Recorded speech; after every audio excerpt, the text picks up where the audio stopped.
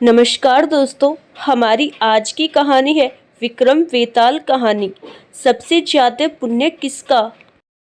वर्धमान नगर में रूपसेन नाम का राजा राज करता था। एक दिन उसके यहाँ बीरवर नाम का एक राजपूत नौकरी के लिए आया। राजा ने उससे पूछा कि उसे खर्च के लिए क्या चाहिए, तो उसने जवाब दिया, 1000 तोले सोना। सुनकर सबको बड़ा आश्चर्य हुआ। राजा ने पूछा, तुम्हारे साथ कौन कौन है? उसने जवाब दिया, मेरी स्त्री, बेटा और बेटी। राजा को और भी अचंभा हुआ। आखिर 4 जने इतने धन का क्या करेंगे? फिर भी उसने उसकी बात मान ली। उस दिन से वीरवर रोज 1000 तोले सोने भंडारी से लेकर अपने घर आता। उसमें से आधा ब्राह्मणों में बांट देता, बाकी के 2 हिस्से करके एक मेहमानों, वैरागियों और सन्यासियों को देता और दूसरे से भोजन बनवाकर पहले गरीबों को खिलाता। उसके बाद जो बचता उसे स्त्री बच्चों को खिलाता, आप खाता। काम यह था कि शाम होते ही ढाल तलवार लेकर राजा के पलंग की चौकीदारी करता। राजा को जब कभी रात को जरूरत होती वह हाजिर रहता। एक आधी रात के समय राजा को मरघट की ओर से किसी के रोने की आवाज आई। उसने वीरवर को पुकारा तो वह आ गया। राजा ने कहा, जाओ पता लगाकर आओ कि इतनी रात गए यह कौन रो रहा है और क्यों रो रहा है। वीरवर तत्काल वहां से चल दिया।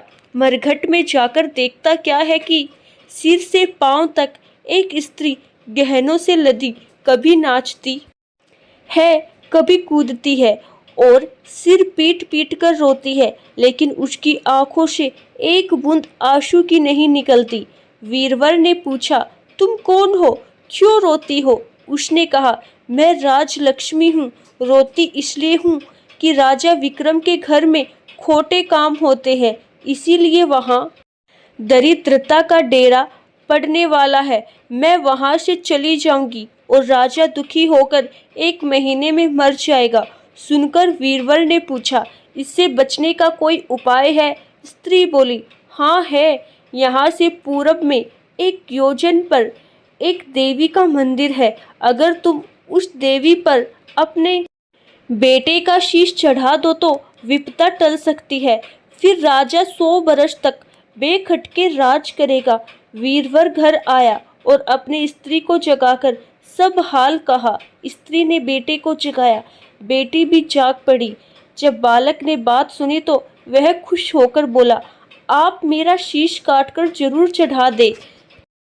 एक तो आपकी आज्ञा, दूसरे स्वामी का काम, तीसरे यह देह देवता पर चढ़े, इससे बढ़कर बात और क्या होगी? आप जल्दी करें। वीरवर ने अपनी स्त्री से कहा, अब तुम बताओ। स्त्री बोली, स्त्री का धर्म पति की सेवा करने में है। निदान चारों जने देवी के मंदिर में पहुँचे। वीरवर ने हाथ जोड़कर कहा, हे देवी, मैं अपने बेटे की बलि देता हूँ। मेरे राजा की 100 वर्ष की उम्र हो। इतना कहकर उसने इतने जोर से खांडा मारा कि लड़के का शीश धड़ से अलग हो गया। भाई का यह हाल देखकर बहन ने भी खांडे से अपना सिर अलग कर डाला।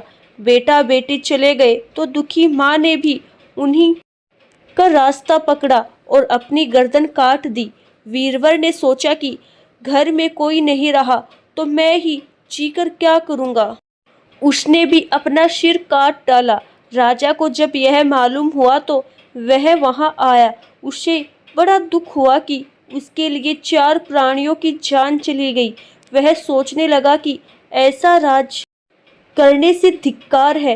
यह सोच उसने तलवार उठा ली और जैसे ही अपना सिर काटने को हुआ कि देवी ने प्रकट होकर उसका हाथ पकड़ लिया। बोली, राजन, मैं तेरे साहस से प्रसन्न हूँ। तू जो वर मांगेगा सो दूंगी। राजा ने कहा, देवी, तुम प्रसन्न हो तो इन 4 को जिंदा कर दो। देवी ने अमृत छिड़ककर उन 4 को फिर से जिंदा कर दिया। इतना कहकर बेताल बोला, राजा बताओ, सबसे ज्यादा पुण्य किसका हुआ? राजा बोला, राजा का। बेताल ने पूछा, क्यों? राजा ने कहा, इसीलिए कि स्वामी के लिए चाकर का प्राण देना धर्म है, लेकिन चाकर के लिए राजा का राजपाट को छोड़ जान को तिनके के समान समझकर देने को तैयार हो जाना बहुत बड़ी बात है। यह सुनकर बेताल गायब हो गया और पेड़ पर जा लटका। बेचारा राजा दौड़ा दौड़ा वहां पहुंचा और उसे फिर पकड़कर लाया। तो बेताल ने अगली कहानी सुनाई। धन्यवाद।